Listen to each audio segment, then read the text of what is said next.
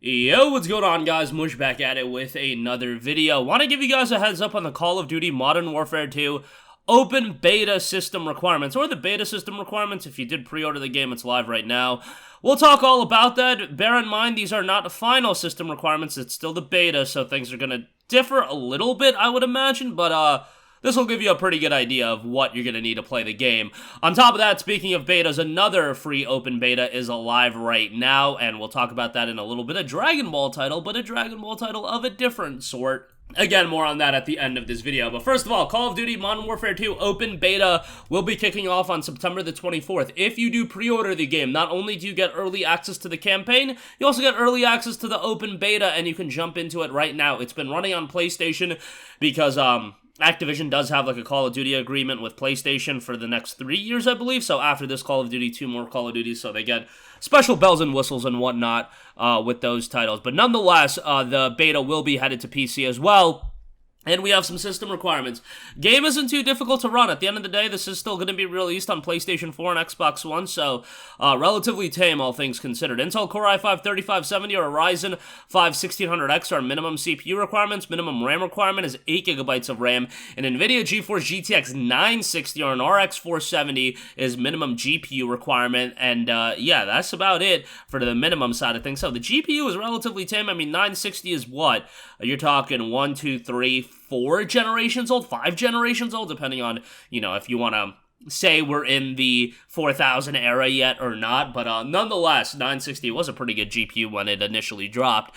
Recommended side of things, okay, so the CPU is relatively high-end. You're looking at an i7 4770K, which that's an i7 from a couple generations ago, so that's not even really that high-end. Ryzen 7 1800X, 16GB of RAM, which is kind of, you know, standard at this point. It's going to be 12 or 16. GTX 1060 or RX 580, so that's relatively tame as well, all things considered. For that to be recommended, I think that's pretty good. I mean, if you built a PC probably like 2015, 2016, that was probably the GPU you got, so to still be kicking all these years later, that's pretty good. I think I got my 1070 actually in 2014, so yeah, yeah, you're rolling if you have something to that level as far as this game's concerned. 25GB of storage space for the open beta. I would imagine that the full game is going to be much more than 25GB. So yeah, bear that in mind. They do also have a PC settings guide.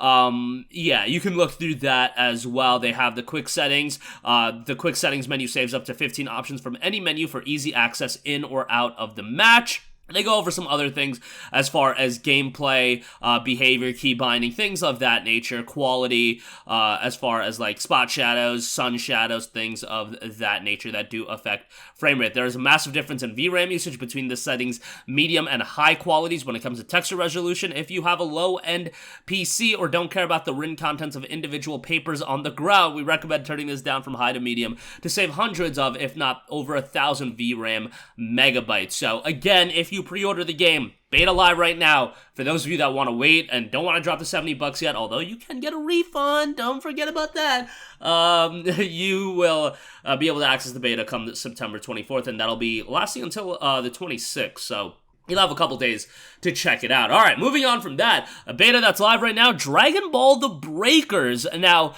if you go on the Steam page, it's a $19.99 budget title. The playtest is live right now.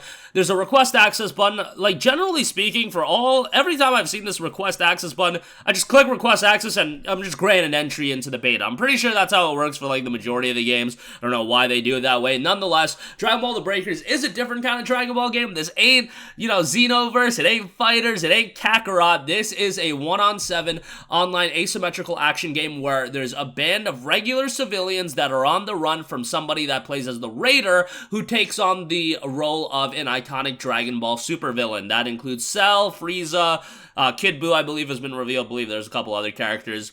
But, yeah, you guys get the idea. One person plays as the villain, and the other players have to survive. So, more of a comedic game than anything else. Obviously, these asymmetrical multiplayer 1v all is a common gaming archetype for multiplayer titles, but a Dragon Ball title with that kind of gameplay style, I was not expecting that, but who knows? Dragon Ball, I feel like, is a license to print money these days. Like, Dragon Ball, the fact that it's still as big of an IP as it is, like, all these years later, and I feel like it's still, it's at a higher level, obviously. Super's, like, way more popular than I thought it would be. That, the new movie just came out, and that seemingly did pretty well. Reception seemed pretty strong, so, yeah, that beta is live right now, so you can get in. But yeah, $19.99 is the regular price for that game. There's a special edition for $29.99. But nonetheless, that is going to do it for me. Again, Call of Duty Modern Warfare 2 Open Beta kicking off on the 24th. Early access starting today. If you do pre-order, the game system requirements are relatively tame, all things considered. Dragon Ball The Breakers beta, on the other hand, live for everyone right now. You can go check that out if you're interested. That's going to do it for me. Let me know all your thoughts in the comment section down below. As always, guys, thanks for watching, and I will catch you guys in the next one. Peace out. Hey, what's going on, guys? Mush here again. Hope you enjoyed the video. As you guys might know, YouTube's notification system is sometimes a little bit wonky, even if you're subscribed to the channel. Maybe you're not abundantly aware that I uploaded a video. To remedy that situation, make sure you hit the bell notification button. This way, whenever I upload a new video, and I try to upload as consistently as possible, you will be notified directly of the upload, and you can watch it as soon as it goes live. I would really appreciate it if you guys hit that button so you can stay up to date with all of the content I'm posting. But as always, guys, thanks for watching, and I'll catch you guys in the next one. Peace out.